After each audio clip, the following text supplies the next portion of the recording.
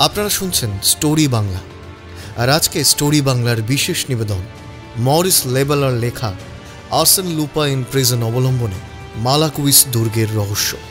গল্প পাঠে রৌনক, গল্পের সূত্রধর রিতম। শুরু হচ্ছে মালাকুইস দুর্গের রহস্য।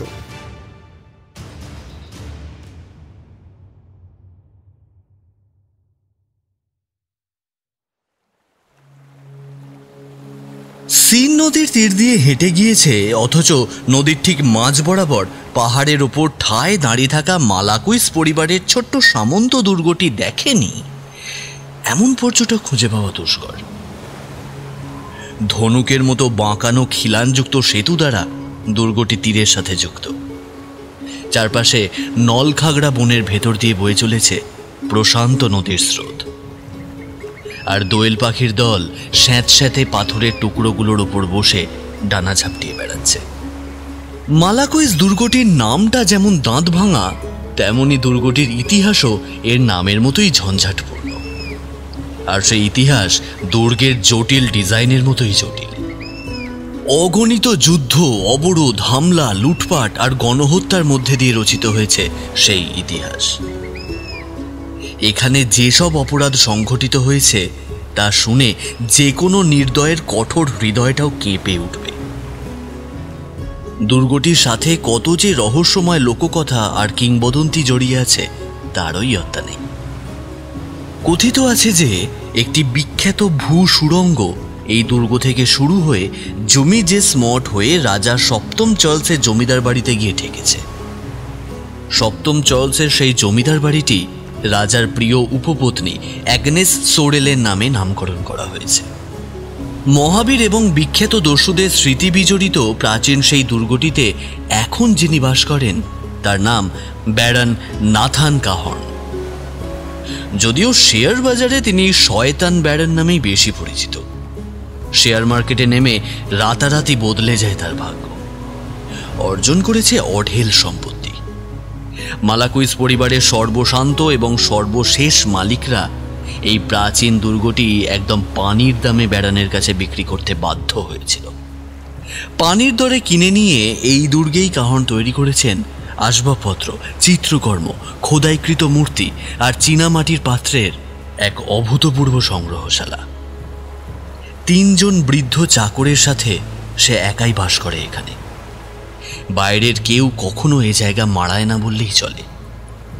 শুধুমাত্র টাকার জোরে নিলামঘর থেকে 3টি রুবেনের চিত্রকর্ম, 2টি ওয়াত্তর চিত্রকর্ম, অশ্বচালনার জিন সহ যেসব দুর্লভ ও অমূল্য প্রত্নবস্তু কিনে সে এই দুর্গটি সাজিয়েছে তা অনেকে চোখেও দেখেনি। শয়তান ব্যারন সবসময় ভয়ে ভয়ে দিন কাটাতো। ভয়টা অবশ্য নিজের জন্য নয়, তার ভয় সেসব সম্পদের জন্য, যেসব সম্পদ সে চরম ভক্তি ও ধৈর্যের সাথে পরম যত্নে বছরের পর বছর আগলে রেখেছে যক্ষের মতো। কোনো চতুর বণিকও কখনো বলতে পারবে না যে ব্যারন কখনো তার পছন্দে বা সিদ্ধান্তে ভুল করেছে। ব্যারন তার সম্পদগুলো ভালোবাসে, কৃপণের মতো তীব্রভাবে, প্রেমিকের মতো চিরন্তন ঈর্ষায়। প্রতিদিন সূর্যাস্তের সময় সেতুর 2 প্রান্তে লোহার গেট এবং প্রবেশদ্বার বন্ধ করে তালাবদ্ধ করে দেওয়া হয়। গেটগুলোতে কেউ স্পর্শ করা মাত্রই দুর্গের ভেতরের বৈদ্যুতিক ঘণ্টাগুলো তীব্রভাবে বেজে ওঠে। সেপ্টেম্বর মাসে কোনো এক বৃহস্পতিবারে এক ডাকপিয়ন সেতুর মাথায় গেটের সামনে এসে হাজির হলো এবং যথারীতি ব্যারন নিজে এসে ভারী প্রবেশদ্বার খুলে দিল। ব্যারন মিনিট খানেকের জন্য পিয়নকে এমন খুঁটিয়ে দেখতে লাগলো যেন লোকটি একেবারে অপরিচিত কেউ। যদিও লোকটির সদানন্দ মুখ আর সরল চোখ বহু বছর ধরেই ব্যারনের পরিচিত। লোকটি হেসে বলল, আমি এসেছি মশিয়ে ব্যারেন, আমার টুপি আর পোশাক পরে অন্য কেউ আসেনি। কখন কে কি ঘটিয়ে ফেলে কে বলতে পারে, বিড়বিড় করে বলল ব্যারন। লোকটি ব্যারনের হাতে এক গাদা পত্রিকা ধরিয়ে দিয়ে বলল, এই দেখুন মশিয়ে ব্যারেন, আপনার জন্য নতুন কিছু এনেছি। নতুন কিছু? হ্যাঁ, একটা চিঠি, তাও রেজিস্টার করে পাঠানো চিঠি। ব্যারন নিঃসঙ্গতা প্রিয় মানুষ। বন্ধুবান্ধব ও ব্যবসায়িক কাজ ব্যতীত অপরিচিত কারুর কাছ থেকে কখনোই সে কোনো চিঠি পায়নি। তাই হুট করে এখন চিঠি পাওয়ার ব্যাপারটা তার কিছুটা অবিশ্বাস্য আর অনেকটা সন্দেহজনক ঠেকল। তার কাছে এটা অশুভ লক্ষণ বলে মনে হলো। কে এই রহস্যময় চিঠিদাতা যে তার নিস্তরঙ্গ জীবনের নিঃসঙ্গতার প্রশান্তি বিনষ্ট করতে সাহস করেছে? আপনাকে একটা সই করতে হবে মশিয়ে ব্যারেন। ব্যারন স্বাক্ষর করে চিঠিটা নিল। ডাকপিয়ন রাস্তার মোড়ে অদৃশ্য হওয়া পর্যন্ত অপেক্ষা করল। কয়েক মিনিট ইতস্তত পায়চারি করে সেতুর খিলানে হেলান দিল সে। তারপর খামটা খুলল। ভেতরে একটা কাগজ ভাঁজ করা, তার হেডিংয়ে লেখা সাঁথ কারাগার, প্যারিস। সে স্বাক্ষরটার দিকে তাকালো। আর্সেন লুপা। চিঠিটা পড়তে শুরু করলো ব্যারন।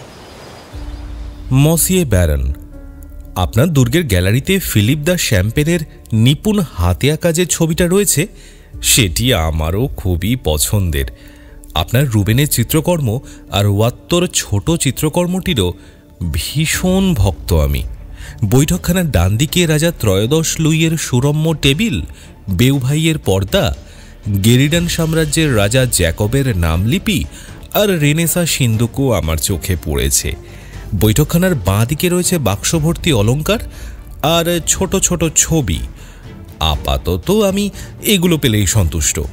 আমি জানি এগুলো পাঠাতে আপনাকে খুব একটা বেগ পেতে হবে না, তাই আমি চাই আপনি খুব যত্নের সাথে জিনিসগুলো প্যাক করে ডাকমাশুল দিয়ে 8 দিনের মাঝেই বাতিগনোল স্টেশনের ঠিকানায় পাঠিয়ে দিন। অন্যথায় 27 সেপ্টেম্বর রাতে আমি নিজেই জিনিসগুলো সরানোর ব্যবস্থা করব। কিন্তু তা যদি করতেই হয়, তবে আমি কিন্তু উপরে উল্লিখিত জিনিসগুলো নিয়েই সন্তুষ্ট হব না।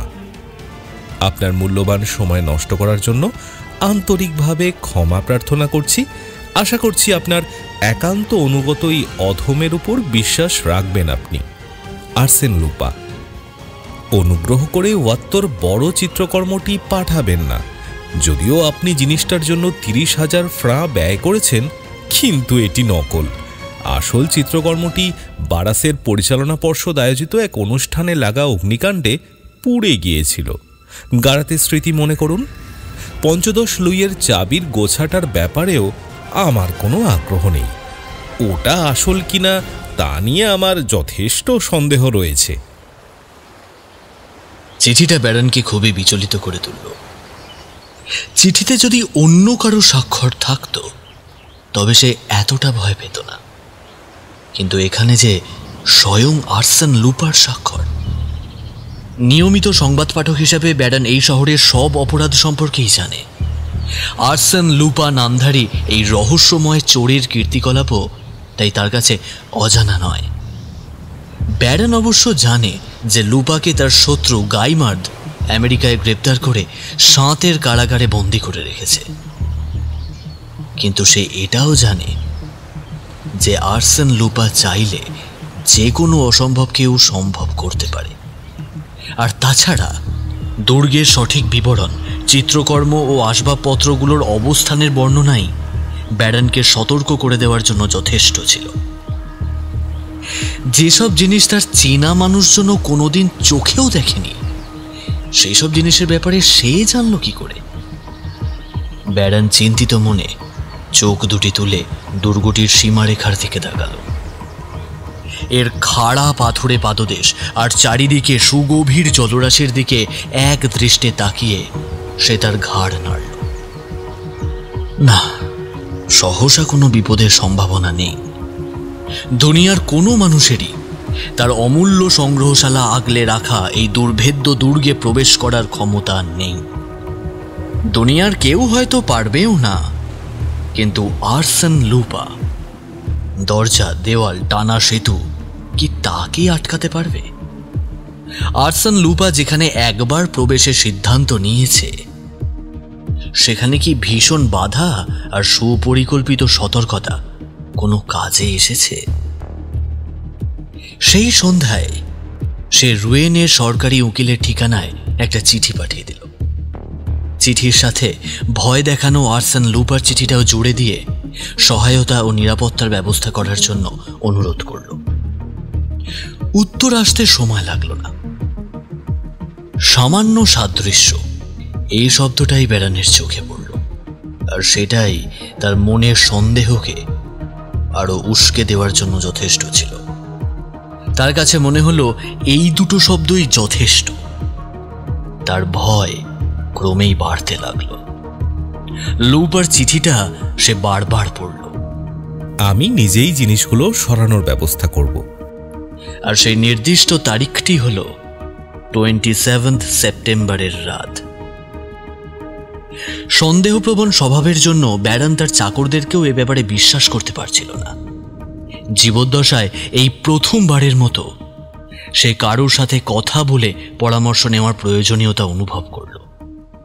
নিজ জেলা পুলিশের কাছে পরিত্যক্ত হওয়ায় নিজের অর্থ সম্পদের জোরে আত্মরক্ষার আশাও সে করল না। তাই সে প্যারিসে গিয়ে কোনো গোয়েন্দা নিয়োগের সিদ্ধান্ত নিল। 2 দিন পেরিয়ে গেল। তৃতীয় দিনে রেভিল দ্য কদেভেক নামক সংবাদপত্রটি হাতে নিয়েই সে খুশিতে লাফিয়ে উঠল। সংবাদপত্রে প্রকাশিত একটি সংবাদ তাকে যে স্বস্তি দিল, সেই স্বস্তি চিঠিটা পাওয়ার পর কোনো দিন পায়নি সে। আমরা অত্যন্ত আনন্দিত যে অভিজ্ঞ গোয়েন্দা গাইমার্ড এখন আমাদের শহরে। সাম্প্রতিক সময়ে তিনি কুখ্যাত আর্সেন লুপাকে গ্রেফতার করে বিশ্বজোড়া নন্দিত হয়েছেন। তিনি এখানে বিশ্রাম ও বিনোদনের উদ্দেশ্যে এসেছেন। বর্তমানে তিনি সিন নদীতে মাছ ধরে সময় কাটাচ্ছেন। বাহ বাহ বাহ বাহ! গাইমার্ড, আহা, এই মানুষটির সাহায্যই তো ব্যারন কাহন চাইছিল। গাইমার্ডের মতো ধৈর্যশীল আর চতুর গোয়েন্দা ছাড়া আর কে পারবে আর্সেন লুপার পরিকল্পনা ব্যর্থ করে দিতে? সেই তো উপযুক্ত ব্যক্তি। ব্যারন আর সময়ক্ষেপণ করল না। কদবেক শহরটি তার প্রাসাদ থেকে মাত্র 6 কিলোমিটার দূরে।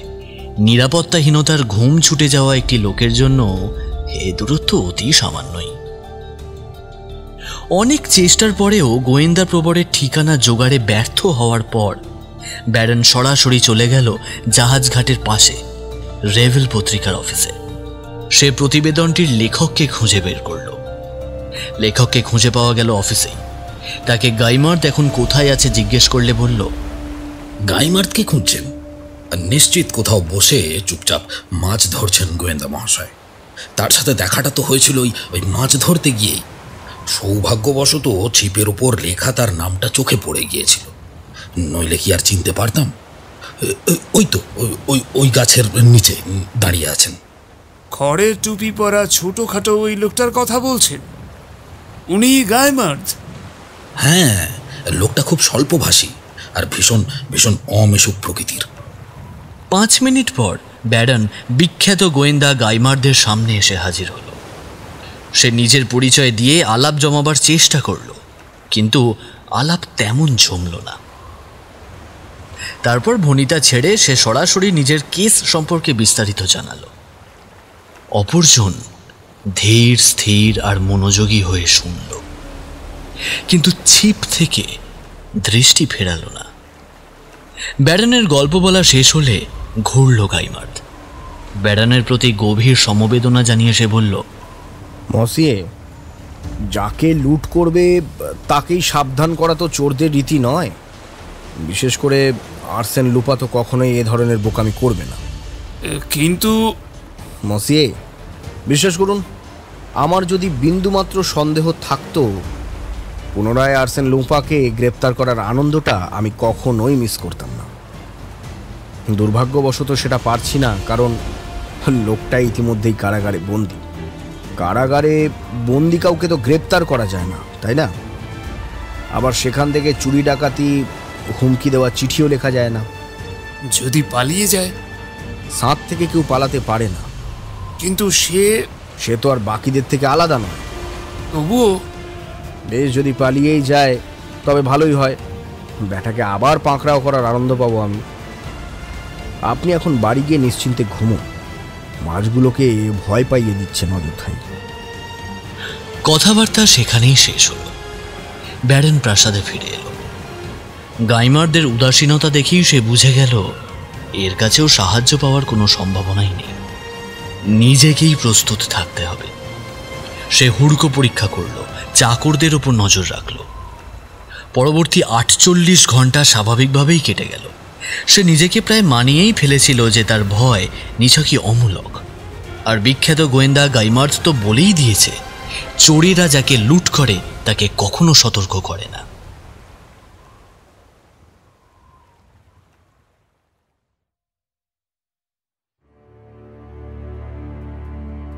নির্দিষ্ট দিন এগিয়ে এলো। সেপ্টেম্বরের 26 তারিখ চলে আসলো, কিন্তু কিছুই ঘটল না। কিন্তু 3টের দিকে হঠাৎ ঘন্টা বেজে উঠল। একজন বালক টেলিগ্রাম নিয়ে এসেছে। বাতিকনোল স্টেশনে কোনো মাল পৌঁছায়নি, আগামীকাল রাতে প্রস্তুত থাকবেন, আর্সেন। টেলিগ্রামটি ব্যারনের নিস্তেজ হয়ে আসা উত্তেজনাটা এমন অবস্থায় নিয়ে গেল যে সে ভাবতে লাগলো লুপার চাহিদাটা মেনে নেওয়াই তার জন্য বুদ্ধিমানের কাজ হবে কিনা। যাই হোক, সে দ্রুত কদবেগে ছুটে গেল। গাইমার্দ ঠিক আগের জায়গাতেই একটি টুলের ওপর বসে মাছ ধরছিল। কোনো কথা না বলে ব্যারন টেলিগ্রামটি তার হাতে তুলে দিল। বেশ, কাহিনী কি? কাহিনী কি মানে? সেটা তো আগামীকাল ঘটবে। আগামীকাল কি ঘটবে? চুরি, আমার সংগ্রহগুলো লুট হবে। গাইমার্দ তার ছিপ রেখে ব্যারনের দিকে ঘুরে বসল। তারপর অধৈর্যের সাথে বলল, আহা, আপনি কি মনে করেন এমন সামান্য ঘটনার জন্য আমি নিজের মাথা ঘামাবো? বলছি, আগামীকাল রাতটা দুর্গে কাটানোর জন্য আপনি কত টাকা চান? একটা পয়সাও না, আমাকে একা থাকতে দিন। আপনার মূল্যটা বলুন। আমি একজন ধনী ব্যক্তি এবং আমি সেটা পরিশোধ করতে পারবো। প্রস্তাবটা গাইমার্দকে কিছুটা বিভ্রান্ত করল যেন। সে শান্ত স্বরে বলল, আমি এখানে ছুটি কাটাতে এসেছি, আপনার কেসটা নিতে পারবো না। কেউ জানবে না এ ব্যাপারে। আমি কথা দিচ্ছি, আমি ব্যাপারটা গোপন রাখবো। আসলে কিছুই ঘটবে না। আচ্ছা, 3000 ফ্রাঁ চলবে তো? ব্যারন যে তাকে না নিয়ে এখান থেকে এক ধাপও নড়বে না সেটা ভালোভাবেই বুঝতে পারল সে। রাজি তাকে হতেই হবে, সেটা আগে ভাগে হলেই ভালো। গোয়েন্দা প্রবর বলল, আচ্ছা বেশ, 3000 ফ্রাঁর বিনিময়ে থাকলাম না হয় আপনার দুর্গে। তবে আমি আপনাকে আবার বলে দিচ্ছি, আপনি টাকাটা আসলে জলে ফেলছেন। আমি পরোয়া করি না। সেক্ষেত্রে কিন্তু দিন শেষে লুপার মতো শয়তানের ব্যাপারে কিছু বলা যায় না। হয়তো তার আদেশের অপেক্ষায় পুরো একটা চোরের দল আছে। আপনি আপনার চাকরগুলোর ব্যাপারে নিশ্চিত তো? আমার বিশ্বাস। তাহলে তাদের উপর নির্ভর না করাই ভালো। আমি আমার সাহায্যের জন্য 2জন লোকের কাছে টেলিগ্রাম করে দিচ্ছি। এখন আপনি চলে যান। অন্যদের সামনে আমাদের 2জনকে একসাথে দেখা না যাওয়াই মঙ্গলজনক। কাল রাত 9টায় দেখা হবে।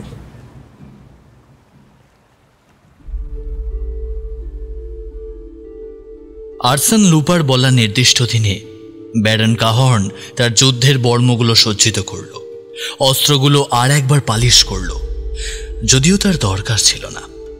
তারপর একজন প্রহরীর ন্যায় পুরো দুর্গ তন্ন তন্ন করে খুঁজল, কিন্তু সন্দেহজনক কিছুই দেখতে বা শুনতে পেল না।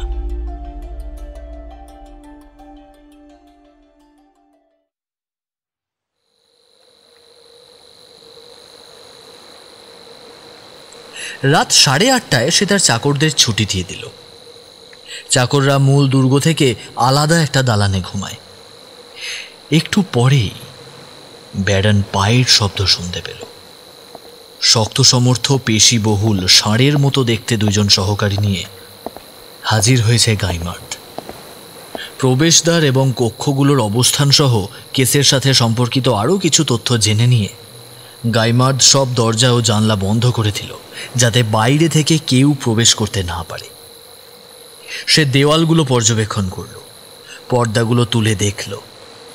অবশেষে দুই বৈঠকখানার মাঝে অবস্থিত কেন্দ্রীয় গ্যালারিতে সে তার সহকারীদের মোতায়েন করে একটু স্থির হয়ে বসল। কোনো আজে বাজে কাজ করবে না, এখানে ঘুমোতে আসিনি আমরা। সামান্য শব্দ হলেই বড় ঘরের জানলা খুলে আমাকে ডাকবে। জলের দিকেও নজর রেখো। 10 মিটার খাড়া পাহাড় ওই শয়তানদের জন্য কোনো বাধাই নয়। গাইমার্থ তার সহকারীদের ঘরের মধ্যে রেখে বাইরে থেকে তালাবদ্ধ করে চাবিটা নিজের কাছেই রেখে দিল। তারপর ব্যারনকে বলল, এখন আমাদের জায়গায় যাই, চলুন। নিজের জন্য পুরো দেওয়ালের ছোট একটা কক্ষ বেছে নিয়েছিল গাইমার্থ। ঘরটিতে দুটো বড় দরজা রয়েছে। একসময় এটা প্রহরীদের ঘর হিসেবে ব্যবহৃত হতো। একটা পিভোল সেতুর দিকে আর একটা বড় ঘরের দিকে, আর এক কোণায় একটা সুড়ঙ্গের মুখ দেখা যাচ্ছে। আমার বিশ্বাস মসিয়ে ব্যারন, আপনি আমাকে বলেছিলেন যে এই সুড়ঙ্গটাই দুর্গে প্রবেশের একমাত্র ভূগর্ভস্থ পথ, আর এটা কতকাল ধরে বন্ধ তা কেউ জানে না। হ্যাঁ, তাহলে আর্সেন লুপার কাছেও দুর্গে প্রবেশের আর কোনো ভূগর্ভস্থ পথ রইল না। আমরা নিজেদেরকে নিরাপদ ভাবতে পারি এখন। 3টি চেয়ার একসাথে বসিয়ে আরাম করে বসলো গাইমার্থ। তারপর পাইপটা ধরিয়ে দীর্ঘশ্বাস ছেড়ে বলল, সত্যিই মসিয়ে ব্যারন, এরকম সাধারণ একটা কাজের জন্য আপনার কাছ থেকে টাকা নিতে আমার লজ্জা লাগছে। আমি আমার বন্ধু লুপাকে এই গল্পটা শোনাবো, সে এটা দারুণভাবে উপভোগ করবে। ব্যারন হাসল না। সে উদ্বিগ্ন হয়ে কান খাড়া করেছিল, কিন্তু ক্রমাগত হৃৎস্পন্দনের শব্দ ছাড়া তার কানে আর কিছুই প্রবেশ করেনি। মাঝে মাঝেই সে সুড়ঙ্গ মুখে ঝুঁকে তার ভীত চোখ দিয়ে এর গভীরতা পর্যবেক্ষণ করছিল। ঘড়ির সময় এগিয়ে চলল। 11টা, 12টা, 1টা। হঠাৎই গাইমার্দের হাত চেপে ধরল ব্যারন। কাঁচা ঘুম ভেঙে গেল গাইমার্দের। ব্যারন ফিসফিস করে বলল, শুনতে পেলেন? হ্যাঁ। ওটা কি? সম্ভবত আমার নাক ডাকার শব্দ শুনেছেন। না না, ভালো করে কান পেতে শুনুন। ও হ্যাঁ, একটা মোটর গাড়ির হর্নের শব্দ। তো লুপা একটা মোটর গাড়ি করে এখানে আসবে? এটা অকল্পনীয়। তার চেয়ে একটা কামান নিয়ে এসে আপনার দুর্গ ধ্বংস করে দিলেই তো পারে। মসিয়ে ব্যারন, জায়গায় ফিরে আসুন। আমি ঘুমোতে গেলাম। শুভরাত্রি। এটাই ছিল একমাত্র সতর্কবার্তা। গাইমার্থ পুনরায় ঘুমিয়ে পড়ল। এরপর থেকে ব্যারন তার নাক ডাকার শব্দ ছাড়া আর কিছুই শুনতে পেল না।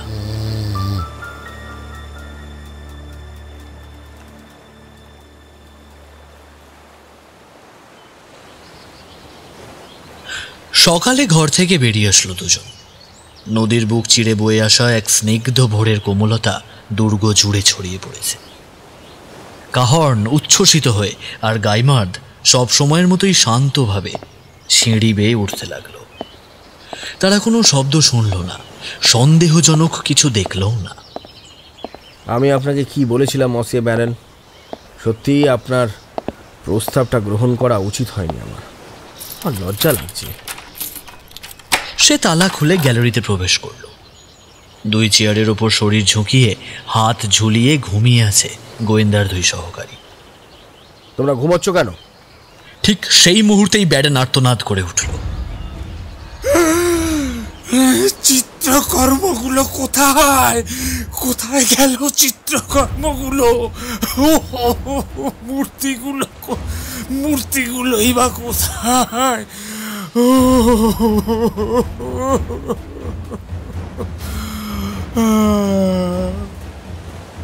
শূন্য দেওয়ালে গাঁথা পেরেক আর ঝুলন্ত সুতার দিকে তাকিয়ে ব্যারন স্তব্ধ হয়ে গেল। ওয়াত্তর চিত্রকর্ম উধাও হয়ে গেছে। রুবেন্সের চিত্রগুলোও চুরি হয়ে গেছে। পর্দাগুলো হাওয়া হয়ে গেছে। ক্যাবিনেটে কোনো অলংকারই নেই। রাজা সপ্তদশ লুইয়ের ঝাড়বাতি কোথায় গেল? কোথায় গেল দ্বাদশ শতাব্দীর কুমারীর মূর্তি? কিছু নেই, কিচ্ছু নেই। সব চুরি হয়ে গেছে। সব চুরি হয়ে গেছে। সব চুরি হয়ে গেছে। হতাশায় এদিক সেদিক দৌড়তে লাগলো ব্যারন। একটু ধাতস্থ হতেই সে সবগুলো জিনিসের ক্রয় মূল্য হিসেব করতে লাগলো। ক্ষয়ক্ষতির হিসেব করতে গিয়ে তালগোল পাকিয়ে ফেলল। হতাশায় যেন পাগল হয়ে গেল। রাগে মেঝেতে পা ঠুকলো, দুঃখে হাহাকার করল। এমন ভাব করতে লাগলো যেন আত্মহত্যা ছাড়া আর কোনো উপায় নেই তার। শেষ পর্যন্ত একটা জিনিস তার কাণ্ডজ্ঞান ফেরাতে পারল, তা হলো গাইমারদের স্থবির হয়ে বসে থাকার দৃশ্য। বিখ্যাত গোয়েন্দা যেন নড়ছিলই না, যেন পাথরের মূর্তি উদাস চোখে সমস্ত কিছু পর্যবেক্ষণ করছিল। জানালাগুলো লক্ষ্য করছে, সব বন্ধ। দরজার তালাগুলো দেখছে, সবগুলোই অক্ষত। ছাদে কোনো ফাটল নেই, মেঝেতেও কোনো গর্ত নেই, সবকিছু একদম নিখুঁতই আছে। একটা সূক্ষ্ম পরিকল্পিত উপায়, অত্যন্ত শৃঙ্খলা, সাবধানতা আর চতুরতার সাথে চুরিটা সম্পন্ন হয়েছে। আর্সেন লুপা। হঠাৎই প্রচন্ড আক্রোশে নড়ে উঠল গাইমারদের পাথরের মূর্তি। তীব্র বেগে দুই সহকারীকে ধরে ঝাঁকাতে লাগলো। দুই সহকারী তবুও নড়ল না। শয়তান লুপা! চেঁচিয়ে উঠল গাইমার্দ। এটা কি করে সম্ভব? সে তাদের উপর ঝুঁকে একদম কাছ থেকে পর্যবেক্ষণ করল। দুজনের চোখই বন্ধ, শ্বাস চলছে। দুজনই এখন গভীর নিদ্রায়, কিন্তু তাদের এই ঘুম স্বাভাবিক ঘুম নয়। এই গভীর ঘুমের কারণ ক্লান্তি নয়, বরং কোনো কিছুর মিশ্রণ, যে মিশ্রণ দুইজন বিশাল দেহী লোককে ধরাশায়ী করেছে ধীরে ধীরে, তলিয়ে দিয়েছে এক কল্পনায়, ঘুম নগরীর দেশে। ঘুমের ওষুধ দিয়ে ঘুম পাড়িয়ে রাখা হয়েছে। কে করলো এই কাজ? নিশ্চয়ই আর্সেন লুপা, নয়তো তার দলের কেউ। এই ঘটনা তার কাজেরই স্বাক্ষর বহন করে। আমি একদম হেরে গেলাম, আর কিছুই করার রইল না। কিচ্ছু করার নেই আর। গাইমার্ড সম্মতি প্রদান করল। এ তো ভয়ঙ্কর, অবিশ্বাস্য। থানায় অভিযোগ দায়ের করুন। তাতে লাভ কি? আহা, চেষ্টা তো করা যাবে। আইনেরও তো কিছু উপায় আছে। আইন? বাহ, সে তো অনর্থক। আপনি আইনের লোক, আপনার উচিত এই মুহূর্তে কোনো ক্লু খুঁজে বের করা, কোনো সূত্র আবিষ্কারের চেষ্টা করা, কিন্তু আপনি নড়ছেনও না। আর্সেন লুপার ব্যাপারে কোনো সূত্র খুঁজে বের করব? শুনুন মসিয়ে, আর্সেন লুপা কখনো ক্লু ফেলে যায় না। সে কোনো সুযোগই রেখে যায় না। এখন তো আমার সন্দেহ হচ্ছে সে আমেরিকায় স্বেচ্ছায় আমার হাতে ধরা দিয়েছে কিনা। তাহলে তো আমার চিত্রকর্মের আশা ছেড়েই দিতে হয়। সে আমার সংগ্রহের মুক্তগুলোও চুরি করেছে। আমাকে যদি এগুলো ফিরে পাওয়ার একটা সুযোগ সে দিত, যদি অন্য কোনো উপায় নাও থাকে, চোর অন্তত তার দামটা তো বলুক। গাইমার্দ মনোযোগ দিয়ে ব্যারানের কথা শুনল, তারপর বলল, এটা খুব বিচক্ষণ সিদ্ধান্ত। আপনি এ সিদ্ধান্তে অনড় থাকবেন তো? হ্যাঁ, অবশ্যই। কিন্তু আপনি হঠাৎ এই কথা জিজ্ঞেস করছেন কেন? আমার মাথায় একটা বুদ্ধি এসেছে। কি বুদ্ধি? যদি অফিসিয়াল তদন্ত সফল না হয় তখন সেটা ভাবব। তবে একটা কথা দিতে হবে, যদি আমার সহায়তা চান তবে আমার ব্যাপারে কোথাও টু শব্দটিও করা যাবে না। দাঁতে দাঁত চেপে সে আরো বলল, তবে এটা সত্য যে এখানে আমার আর গর্ব করার কিছু রইল না। সহকারী দুজন যেন ধীরে ধীরে চেতনা ফিরে পাচ্ছে। সামনের মানুষগুলোর দিকে বিহ্বল দৃষ্টিতে তাকিয়ে আছে, বিস্ময় ভরা দৃষ্টিতে ব্যাপারটা বুঝতে চেষ্টা করছে। গাইমার্দ তাদের কিছু প্রশ্ন করল, কিন্তু কিছুই মনে করতে পারল না সন্ডা মার্কা দুই সহকারী। কিন্তু তোমরা তো অন্তত কাউকে দেখেছো? না, কাউকেই দেখিনি। তোমরা কি মনে করতে পারছো না? না, কাউকেই মনে করতে পারছি না। তোমরা কি কিছু খেয়েছিলে? তারা কিছুক্ষণ ভাবল, তারপর একজন উত্তর দিল, হ্যাঁ, সামান্য পানি খেয়েছিলাম শুধু। ওই জলের বোতল থেকে? হ্যাঁ, আমিও খেয়েছিলাম। গাইমার্দ বোতলটা শুঁকল, একটু পানি মুখে দিল। বিশেষ কোনো গন্ধ বা স্বাদ পেল না সে। সেদিনই সাঁতের কারাগারে বন্দি কয়েদি আর্সেন লুপারের নামে গুরুতর চুরির অভিযোগ দায় করল ব্যারন কাহর্ন। আর বিপত্তিটা ঘটল তখনই। ব্যারন যখন দেখল মামলা সংক্রান্ত কাজে তার দুর্গ সশস্ত্র পুলিশ, প্রসিকিউটর, বিচারক, ম্যাজিস্ট্রেট, পত্রিকার রিপোর্টার, ফটোগ্রাফার আর কতগুলো কৌতূহলী মানুষে ভরে গেছে, তখন মামলা করার জন্য আফসোস করতে লাগলো। ক্রমশ মামলাটি গণমানুষের আলোচনার বিষয় হয়ে দাঁড়ালো। আর আর্সেন লুপারের নাম মানুষের কল্পনাকে উপজীব্য করে এত বেশি ছড়ালো যে পত্রিকাগুলো নানান আজগুবি গল্প ছাপতে শুরু করলো, আর সাধারণ মানুষ সেগুলো গোগ্রাসে গিলতে শুরু করল। ব্যারন কাহর্নকে দেওয়া আর্সেন লুপারের হুমকি চিঠিগুলি একো দ্য ফ্রান্স পত্রিকায় প্রকাশিত হওয়ার পরপরই জনসাধারণের মধ্যে ভীষণ উত্তেজনা সৃষ্টি হলো। কেউ অবশ্য জানে না উক্ত পত্রিকাটি কিভাবে চিঠিগুলো হাত করল। সেটা নিয়েও নানান কল্পকথা ছড়াতে লাগলো। কেউ কেউ সেই বিখ্যাত ভূ সুড়ঙ্গের কথাও ছড়িয়ে দিল। সরকারি উকিলগুলোও সেদিকে তল্লাশি শুরু করে দিল। তারা ছাদ থেকে মেঝে পর্যন্ত খুঁজল, প্রতিটা পাথর পরীক্ষা করা হলো, দেওয়ালের তক্তা আর চিমনি থেকে শুরু করে জানলার ফ্রেম, সিলিংয়ের গার্ডার পর্যন্ত খোঁজা হলো। টর্চের আলোয় বিশাল কুঠুরিতে মালাকুইসের মালিকদের সংগ্রহ করে রাখা যুদ্ধাস্ত্র আর খাদ্য সামগ্রীও তন্ন তন্ন করে খোঁজা হলো। পাথুরে পাহাড়টার কেন্দ্রস্থল পর্যন্ত ঠুকে ঠুকে পরীক্ষা করা হলো, কিন্তু সবই বৃথা গেল। তারা গোপন ভূসুড়ঙ্গের কোনো চিহ্নও খুঁজে পেল না। কেউ কেউ তো ঘোষণাই করলো কোনো গোপন রাস্তার অস্তিত্ব নেই সেখানে। কিন্তু কৌতূহলী জনগণ বলতে লাগলো, চিত্রকর্ম আর আসবাবগুলো তো ভূতের মতো হাওয়ায় মিলিয়ে যেতে পারে না। সেগুলো বাস্তব এবং ধাতব উপাদান।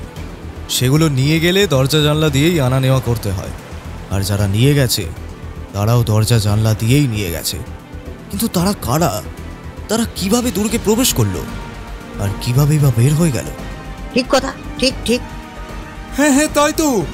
এইসব তো আর আপনি হতে পারে না। তাহলেই ভাবো। রুয়েনের পুলিশ অফিসাররা নিজেদের অক্ষমতা বুঝতে পেরে প্যারিসের গোয়েন্দার কাছে সাহায্য চেয়ে পাঠালো। গোয়েন্দা বিভাগের প্রধান মসিয়ে দুদো একদল সেরা গোয়েন্দাকে সেখানে পাঠিয়ে দিলেন। শুধু তাই নয়, তিনি স্বয়ং 48 ঘন্টা সেখানেই অবস্থান করলেন, কিন্তু সফলতার দেখা পেলেন না। অবশেষে তিনি গাইমার্তের শরণাপন্ন হলেন। এই সেই গাইমার্ত যিনি কিনা অসংখ্য জটিল কেসে তার সফলতার প্রমাণ দিয়েছে। এমনকি যেসব কেসে কেউ কোনো আগা মাথা খুঁজেই পায়নি, সেই সব কেসও সমাধান করেছে সে। গাইমার্ত নিঃশব্দে উপরওয়ালার নির্দেশনা শুনল, তারপর মাথা নেড়ে বলল, আমার মতে দুর্গে তল্লাশি করা মানে পণ্ডশ্রম। সমস্যার সমাধান খুঁজতে হবে অন্য কোথাও। তাহলে কোথায়? আর্সেন লুপার কাছে। আর্সেন লুপার কাছে? তার মানে তুমি মনে করো যে এই চুরিতে তার হাত রয়েছে? আমি তাই মনে করি। আর একটু এগিয়েই বলতে চাই, আমি এটা নিশ্চিতভাবে বিশ্বাস করি। দেখো গাইমার্দ, এটা হাস্যকর। আর্সেন লুপা কিন্তু এখন কারাগারে। আমি মানছি যে আর্সেন লুপা কারাগারে, তাকে কঠোর পাহারায় রাখা হয়েছে। কিন্তু তার পায়ে লোহার বেড়ি পরিয়ে, হাতে হাতকড়া পরিয়ে, মুখে রুমাল গুঁজে রাখলেও আমার অভিমত একই থাকবে। তুমি নিজের কথায় এত অনড় থাকছো কিভাবে গাইমার্দ? কারণ সমগ্র ফ্রান্সের মধ্যে আর্সেন লুপাই একমাত্র ব্যক্তি যে এত বিশাল মাপের পরিকল্পনা প্রণয়ন এবং সফলতার সাথে তা বাস্তবায়ন করার ক্ষমতা রাখে। আমি বিশ্বাস করি না, হতেই পারে না। এসব তোমার ওই উর্বর মস্তিষ্কের কল্পনা গাইমার্দ। সে আপনি বিশ্বাস না করতেই পারেন, কিন্তু আমি সত্যিই বলছি। দেখুন তারা কি করেছে। ভূসুড়ঙ্গের পথ খুঁজেছে, পাথর সরিয়েছে, বায়ে ধরনের আরো আজে বাজে কাজ করেছে। কিন্তু লুপা এ ধরনের সেকেলে পদ্ধতিতে কাজ করে না। সে আধুনিক চোর, সে সময়ের চেয়েও এগিয়ে আছে। তুমি তাহলে কি করতে চাইছো? আমি তার সাথে ঘন্টাখানেক সময় কাটানোর জন্য আপনার কাছে অনুমতি চাইছি। এই কারাগারে? হ্যাঁ, আমেরিকা ফেরার পথে তার সাথে আমার বন্ধু সুলভ সম্পর্ক তৈরি হয়েছিল। আমি ঝুঁকি নিয়ে বলতে পারি যে যদি সে নিজেকে বিপদে না ফেলে আমাকে সামান্য তথ্য দিতে পারে, তবে আমাকে অকারণে ভোগানোর লোক সে নয়। দুপুরে সামান্য পরেই আর্সেন লুপার সেলে প্রবেশ করল গাইমার্দ। নিজের সেলে আয়েশ করে বিছানায় শুয়েছিল লুপা। মাথাটা তুলে সে সানন্দে চিৎকার করে উঠল। আরে গাইমার্দ যে একদম সশরীরে! স্বেচ্ছায় এখানে আসার পর আমি অনেক কিছু আশা করেছিলাম, কিন্তু আপনি সশরীরে আমার সাথে দেখা করতে আসবেন সেটা আমি আশা করিনি। সবই তোমার দয়া আর্সেন লুপা। মোটেই না। আপনি তো জানেন আমি আপনাকে কতটা সম্মান করি। শুনে গর্ববোধ করছি। আমি তো সবসময়ই বলি গাইমার্দ আমাদের সেরা গোয়েন্দা। তিনি তো প্রায়, দেখুন আমি কত স্পষ্টবাদী, তিনি তো প্রায় শার্লক হোমসের সমকক্ষ। কিন্তু আমি সত্যি দুঃখিত যে আপনার মতো বিরাট একজন গোয়েন্দাকে এই মুহূর্তেই টুলটি ছাড়া অন্য কিছু এগিয়ে দিতে পারছি না। এমনকি কোনো পানীয়ও নয়, এক গ্লাস বিয়ারও নয়। তবে এতটুকু বলে রাখি, পরের বার দেখা হলে যত্ন আত্মীর কমতি হবে না, কারণ এখানে আমি ক্ষণিকের অতিথি মাত্র। গাইমার্দ হেসে লুপার এগিয়ে দেওয়া টুলে বসল। ঈশ্বরের দোহাই, আপনার মতো একজন ভালো মানুষের মুখ দেখলে কি যে ভালো লাগে। যেসব শয়তান গোয়েন্দারা দিনে 10 বার আমার সেলে এসে আমার পকেট চেক করে আর আমি পালানোর কোনো ফন্দি আঁটছি কিনা জানতে চায়, তাদের দেখে দেখে আমি ক্লান্ত। তারা তাদের দায়িত্ব অনুযায়ী সঠিক কাজটাই করে। এমন কেন? তারা যদি আমাকে নিজের মতো একা থাকতে দিত তাহলেই আমি সন্তুষ্ট হতাম। আর সেই সাথে অন্যদের টাকায় দিন যাপন করতে। তা তো বটেই, সেসব তো জানা কথাই। কিন্তু যাই হোক, আমি আসলে মজা করছি। তবে আপনি যে খুব ব্যস্ত মানুষ তাতে তো কোনো সন্দেহ নেই। চলুন সময় নষ্ট না করে কাজের কথায় আসি গাইমার্দ। আপনার জন্য আমি কি করতে পারি? কাহর্নের ঘটনাটার ব্যাখ্যা দাও। আহা, একটু অপেক্ষা করুন, আমাকে একটু ভালোভাবে মনে করতে দিন। হ্যাঁ, এই তো মনে পড়েছে। কাহর্নের ঘটনা, মালাকুইসদের প্রাসাদ, সিন নদী, রুবেনসের 2টো চিত্রকর্ম, ওয়াত্তর 1টা চিত্রকর্ম, আরও কিছু সামান্য জিনিসপত্র। সামান্য? এসব তো ছোটখাটো অগুরুত্বপূর্ণ ব্যাপার, কিন্তু আপনার এতে আগ্রহ আছে, এটাই আমার জন্য যথেষ্ট। তো এই কেসে কিভাবে আপনাকে সহায়তা করতে পারি বন্ধুবর গাইমার্দ? তদন্তের ব্যাপারে কর্তৃপক্ষ কতটা এগিয়েছে তা তোমাকে বলার প্রয়োজন আছে কি? মোটেই না। আমি পত্রিকা পড়েছি, আর একথা হলফ করে বলতে পারি যে আপনারা খুব বেশি দূর এগোতে পারেননি। আর সে কারণেই তোমার দর্শন নিতে এসেছি। এবার যদি কৃপা করে দর্শনের সাথে কয়েকটা বাক্য প্রদান করতে তোমার আজ্ঞা হয়। আপনার সেবায় আমি সদা প্রস্তুত মিস্টার গাইমার্দ। একদম প্রথম থেকে বলো। ব্যারন কাহার্নের দুর্গের ঘটনাটা কি তুমিই ঘটিয়েছ? ঘটিয়েছি মানে? আপনি আমাকে খুব ব্যথা দিলেন। আপনি আমার মূল্যবান সময় নষ্ট করে আমার কাছে এসেছেন সন্দেহের বশে। এটা যে আমার জন্য কতটা লজ্জার তা যদি দেখাতে পারতাম, কিন্তু সেটাতে আমি অক্ষম। পুরোটা আমার কাজ। হুমকির চিঠি, টেলিগ্রাম সবই আমার কাজ। সত্যি বলতে রসিদগুলো আমার কাছেই আছে। বিছানা আর টুলের পাশে সাদা কাঠের তৈরি মসৃণ একটা টেবিল। পুরো কক্ষ জুড়ে এই সামান্য কয়েকটা আসবাবপত্রই কয়েদিদের সম্বল। আর্সেন টেবিলটার ড্রয়ার খুলে 2 টুকরো কাগজ বের করে গাইমার্দের হাতে দিল।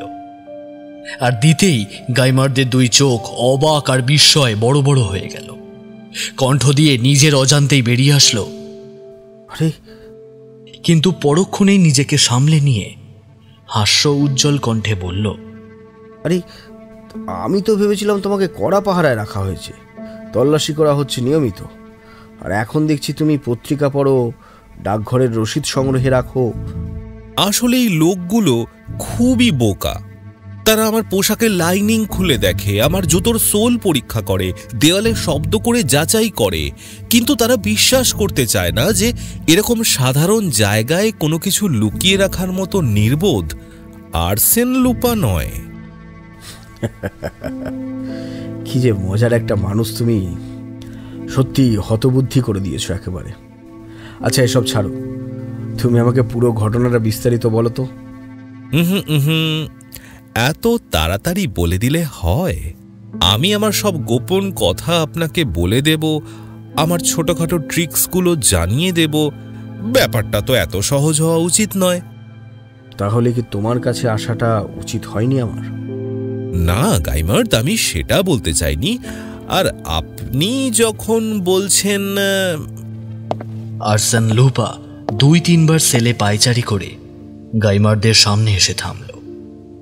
তারপর জিজ্ঞাসা করল, ব্যারনকে লেখা আমার চিঠি সম্পর্কে আপনার কি ধারণা? আমার ধারণা তুমি নিছকই মজা করার জন্য কাজটা করেছো।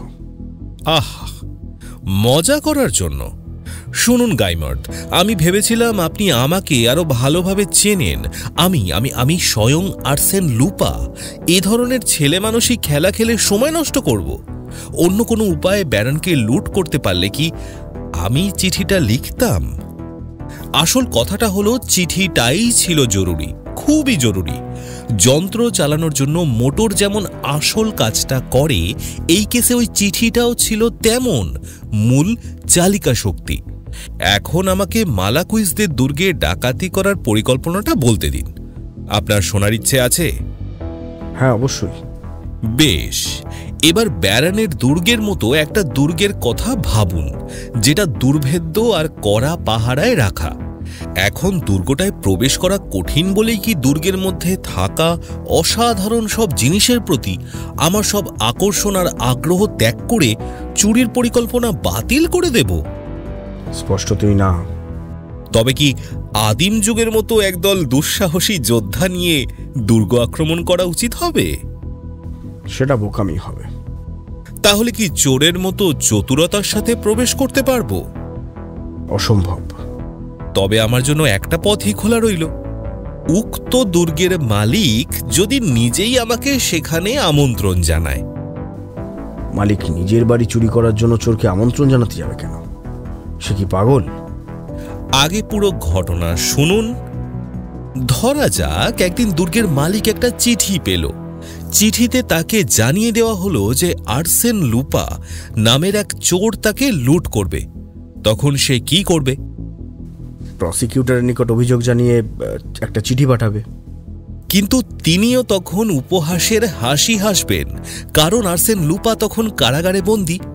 তখন তার মতো সাধারণ মানুষ উদ্বিগ্ন আর ভীত হয়ে পড়বে। তার সামনে যে প্রথমে আসবে তার কাছে সে সহায়তা চাইবে, তাই নয় কি? খুব সম্ভবত তাই করবে। আর সে যদি স্থানীয় কোনো পত্রিকায় পড়ে যে বিখ্যাত এক গোয়েন্দা তার কাছাকাছি কোনো শহরে ছুটি কাটাচ্ছে, সে ওই গোয়েন্দার সন্ধান করবে। অবশ্যই। কিন্তু অপরদিকে ধরে নেওয়া যাক এই ব্যাপারটা আর্সেন লুপা আগেই বুঝতে পেরে তার এক কোনো বন্ধুকে কদেবেকে পাঠিয়ে দিল স্থানীয় পত্রিকা রেভিল দ্য কদেবেকের সম্পাদকের সাথে আলাপ জমাতে।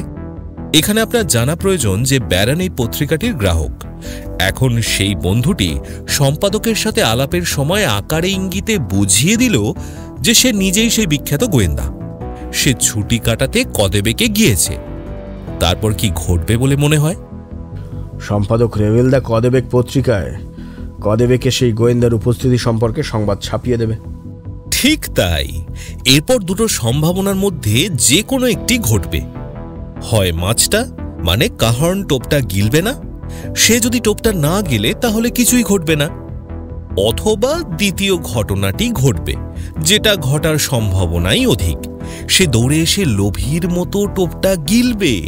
সেক্ষেত্রে ব্যারন আমারই বিপক্ষে লড়তে আমারই এক বন্ধুর সাহায্যের আবেদন জানাবে। সত্যি অসাধারণ বুদ্ধি। অবশ্য নকল গোয়েন্দাটি শুরুতে সাহায্য করতে অস্বীকৃতি জানাবে। তার পরপরই আর্সেন লুপার টেলিগ্রাম আসবে। ভীত ব্যারন আবার আমার বন্ধুর নিকটে গিয়ে অনুনয় বিনয় শুরু করবে এবং তাকে কাজের জন্য পারিশ্রমিক দেওয়ার কথা বলবে। আমার বন্ধুটি তখন প্রস্তাবে রাজি হবে এবং তার সাথে দুজন সহকারী নিয়ে যাবে। রাত হলে ব্যারন কাহর্নকে যখন তার ত্রাণকর্তা মানে আমার বন্ধু চোখে চোখে রাখবে, সেই সময় ওই সহকারী দুজন চুরির মালগুলো সরিয়ে ফেলবে। জানলার নিচেই একটা ভাড়া করা ছোট্ট লঞ্চ অপেক্ষা করবে। তারা দড়ি দিয়ে বেঁধে মালগুলো লঞ্চে নামিয়ে দেবে। একদম সহজ না ব্যাপারটা? অবিশ্বাস্য, চমৎকার। আর সেই সাহসী আর অভিনব পরিকল্পনাটার প্রশংসা করার মতো ভাষা আমার জানা নেই। কিন্তু কে সেই বিখ্যাত গোয়েন্দা যার নাম আর খ্যাতি শুনেই ব্যারন আকৃষ্ট হয়ে তোমার ফাঁদে পা দিল? তেমন গোয়েন্দা মাত্র একজনই আছে, মাত্র একজনই। সে কে? আর্সেন লুপার চিরশত্রু খ্যাতিমান গোয়েন্দা গাইমার্থ। আমি? স্বয়ং আপনি গাইমার্থ। আর সত্যি বলতে ব্যাপারটা মজার ছিল। আপনি যদি সেখানে যান আর ব্যারন আপনার সাথে কথা বলতে রাজি হয়, তাহলে দেখবে যে শেষ পর্যন্ত আপনার নিজেকেই গ্রেপ্তার করতে হবে, যেভাবে আপনি আমেরিকায় আমাকে গ্রেপ্তার করেছিলেন। যাই হোক, এটাকে একটা মজাদার প্রতিশোধ বলে ধরে নিতে পারেন। আর্সেন লুপা হো হো করে হেসে উঠল, আর গোয়েন্দা প্রবর বিরক্তিতে নিজের ঠোঁট কামড়াতে লাগল। ঠাট্টাটা হজম করতে কষ্ট হচ্ছে তার। একজন গার্ড কক্ষে প্রবেশ করল। এই সুযোগে গাইমার্থ নিজেকে সামলে নিল। গার্ডি লুপার জন্য কাছের রেস্টুরেন্ট থেকে খাবার নিয়ে এসেছে। এর কারণ, কারাগারের বাইরের রেস্টুরেন্ট থেকে খাবার আনার অনুমতি ছিল আর্সেন লুপার জন্য। সে টেবিলের ওপর খাবার রেখে চলে গেল। লুপার রুটির টুকরো মুখে দিয়ে বলতে লাগলো, একটু বিশ্রাম নিন প্রিয় গাইমার্থ। মালাকুইস দুর্গে যাওয়ার প্রয়োজন নেই। আমি আপনাকে চমৎকার একটি তথ্য দিচ্ছি। কাহর্নের মামলাটি খুব শীঘ্রই তুলে নেওয়া হচ্ছে। কিছু মনে করো না লুপা, জেলে থাকতে থাকতে বুদ্ধিটা একটু ভোঁতা হয়ে গেছে তোমার। মামলা তুলে নেওয়ার মতো কোনো ব্যাপার ঘটার কোনো সম্ভাবনাই নেই। আমি মাত্র এই সাত কারাগারের চিফের সঙ্গে দেখা করে এসেছি। তাতে কি হয়েছে? মসিয়ে দুদো কি আমার কাজ সম্পর্কে আমার নিজের চেয়েও বেশি জানে নাকি? আমার কাজের খবর দয়া করে আমার কাছ থেকেই শুনুন গাইমার্থ। নকল গাইমারদের সাথে ব্যারনের বেশ সদ্ভাব হয়েই গিয়েছিল। আমার সাথে তার অন্যরকম লেনদেনের হিসাবই তাকে ব্যাপারটা চাপা রাখতে বাধ্য করবে। বর্তমানে তাকে প্রস্তাব দেওয়া হয়েছে যে পর্যাপ্ত অর্থের বিনিময়ে সে তার চিত্রকর্ম সহ অন্য সব মালামাল ফেরত পাবে। পাশাপাশি সে তার মামলাটিও উঠিয়ে নেবে। ফলে সেখানে চুরির আর কোনো প্রশ্নই থাকছে না। তাই প্রশাসনকেও মামলার তদন্ত বাদ দিতে হবে। গাইমার্থ হতভম্ব হয়ে তাকিয়ে রইল সামনে বসে নিশ্চিন্তে রুটি মাংস খাওয়া লোকটির দিকে। বলল, তুমি এত কিছু জানলে কি করে? এইমাত্রই আমি আমার প্রত্যাশিত টেলিগ্রামটা পেয়েছি। এইমাত্র তুমি টেলিগ্রাম পেয়েছো? এইমাত্রই পেয়েছি প্রিয় বন্ধু। ভদ্রতার খাতিরেই আমি এটা আপনার সামনে পড়তে চাইনি, কিন্তু আপনি যদি অনুমতি দেন। তুমি কি আমার সাথে মজা করছো লোপা?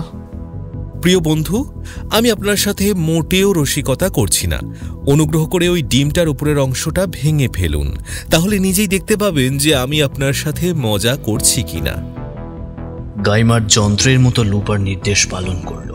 সে ছুরির ফলা দিয়ে ডিমের খোসাটা ভেঙে ফেলল। বিস্ময়ের একটি ধ্বনি অজান্তেই বেরিয়ে এলো তার মুখ থেকে। খোসাটার ভেতরে একটা নীল কাগজের টুকরো। লুপার অনুরোধে সে কাগজের ভাঁজটা খুলল। একটা টেলিগ্রাম, বরং বলা যায় একটা টেলিগ্রামের অংশ। তা থেকে পোস্টমার্কটা তুলে ফেলা হয়েছে। পড়তে শুরু করলো গাইমার্থ। চুক্তি সম্পন্ন, 1 লাখ টাকা দেওয়া হয়েছে, সব ঠিক আছে। 1 লাখ দেওয়া শেষ? হ্যাঁ, 1 লাখ ফ্রাঁ। অতি সামান্য, তবে আপনি তো জানেন সময়টা খুব বাজে যাচ্ছে, আর আমাকেও বেশ বড়সড় কিছু ঋণ পরিশোধ করতে হবে। আর আমার বাজেটের পরিমাণটা আপনি যদি জানতেন। একটা শহর চালানোর মতো বাজেট দরকার হয় আমার। গাইমার্থ উঠে দাঁড়ালো। চেহারার মলিন ভাবটা কেটে গেছে। এক মুহূর্ত ভেবে সে পুরো ঘটনাটা ভেতরে ভেতরে আরেকবার আওড়ালো, অন্তত একটা দুর্বল পয়েন্ট ধরার জন্য। তারপর বন্দির প্রতি সম্মানের সুরেই সে বলল, সৌভাগ্যবশত তোমার মতন ডজনখানেক লোককে আমাদের সামলাতে হয় না। যদি তাই করতে হতো তবে আমাদের তল্পিতল্পা সহ দোকান গুটিয়ে পালাতে হতো। আর্সেন লুপা বিনয়ের সাথে জানালো, আসলে কারাগারে থাকতে থাকতে একঘেয়েমিতায় পেয়ে বসেছে, আর মোড়া ভাঙার জন্য এমন কিছু করা প্রয়োজন ছিল। তোমার বিচার, আত্মপক্ষ সমর্থন, জেরা, মনকে অভিভূত করার জন্য এসবে কি যথেষ্ট নয়?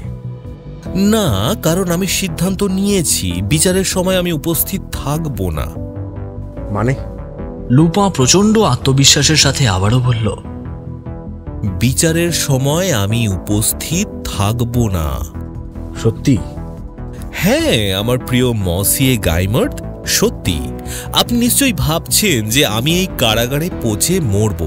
এমন ভাবনাও আমার জন্য অপমানজনক। আর্সেন লুপা ঠিক ততদিনই কারাগারে থাকবে যতদিন সে থাকতে চাইবে, তার চাইতে 1 মিনিটও বেশি নয়। তাহলে তো এখানে প্রবেশ না করলেই সবচেয়ে ভালো হতো, তাই না? আহা মসিয়ে গাইমার্থ, আমাকে ব্যঙ্গ করছেন? আপনার মনে রাখা উচিত যে আমাকে গ্রেপ্তারের সম্মানটা আপনিই পেয়েছেন, আমার সুযোগ্য বন্ধু। তাহলে শুনুন, সে সময় যদি একটা জরুরি কাজে মনোনিবেশ করতে না হতো, তবে আপনি কেন, কেউই আমাকে গ্রেপ্তার করতে পারত না। তুমি আমাকে অবাক করলে। একটা নারী আমার দিকে তাকিয়েছিল গাইমার্থ, আর আমি ওই নারীকে ভালোবাসতাম। একজন নারী যখন ভালোবেসে কারো দিকে তাকায়, সে চাহনির অর্থ কি আপনি পুরোপুরি বুঝতে পারেন? আমি তাকে ছাড়া দুনিয়ার কাউকেই পরোয়া করি না, আর সে কারণেই আমি এখানে। যদি অনুমতি দাও তবে বলি, তুমি কিন্তু দীর্ঘ সময় ধরে এখানেই আছো। প্রথমত আমি সেসব ভুলে যেতে চাইছি না। একদম হাসবেন না, এটা খুবই আনন্দদায়ক অভিযান ছিল, আর সেসব আমার কাছে সুখ স্মৃতির মতোই। যাই হোক, আমি স্নায়বিক দুর্বলতায় ভুগছি। জীবন এখন এতই একঘেয়ে যে আনুষ্ঠানিকভাবেই একটা বিশ্রাম নেওয়া জরুরি হয়ে পড়েছিল, আর আমি আমার ক্লান্ত নার্ভগুলোকে শান্ত করার জন্য এই কারাগারের মতো কার্যকর সমাধান খুঁজে পেয়েছি। আর্সেন লুপা, যতই হোক তুমি আসলে কোনো খারাপ লোক নও। ধন্যবাদ গাইমার্থ। আজ শুক্রবার, পরের বুধবার বিকেল 4টে আমি রূপ আগ্রোলেসে আপনার বাসায় বসে সিগারেট ফুঁকব। প্রিয় আর্সেন লুপা, আমি তোমার আশায় পথ চেয়ে থাকব। পুরনো বন্ধুর মতোই করমর্দন করল দুজন। প্রতিপক্ষ এই দুজন একে অপরকে সত্যিকারের মূল্য দিতে জানে। তারপর গোয়েন্দা প্রবার দরজার দিকে পা বাড়ালো। ঠিক এমন সময় আবারও পিছন থেকে ডাক ভেসে আসলো। গাইমার্থ, কি হলো? আপনি ভুলে আপনার ঘড়িটা ফেলে যাচ্ছেন। আমার ঘড়ি? হ্যাঁ, এটা এখন আমার পকেটে। এই যে নিন। পকেটে হাত দিয়ে লুপা ঘড়িটা বের করলো, তারপর সামনে বাড়িয়ে ধরে বলল, ক্ষমা করবেন, এটা আমার বদভ্যাস। তারা আমার ঘড়িটা নিয়েছে বলে আমি আপনারটা নিয়ে নেব, এটা উচিত হচ্ছে না। আর তাছাড়া আমার কাছে একটা ক্রোনোমিটার আছে, যেটা সবসময় সঠিক সময় জানায়। সেটা দিয়েই আমার কাজ খুব ভালোভাবে চলে যাবে। কথাটা বলেই ড্রয়ার থেকে ভারী চেইনে ঝোলানো একটা বড় সোনার ঘড়ি বের করে আনলো লুপা। এটা আবার কার পকেট থেকে এলো? আর্সেন লুপা ঘড়ির খোদাইয়ের দিকে দ্রুত নজর বোলালো। ঘড়ির ওপর খোদাই করে লেখা আছে 2টি অক্ষর, JB। JB কি হতে পারে? ও হ্যাঁ, মনে পড়েছে, জুলি বোভিয়ের, আমার মামলার বিচারক। চমৎকার লোক।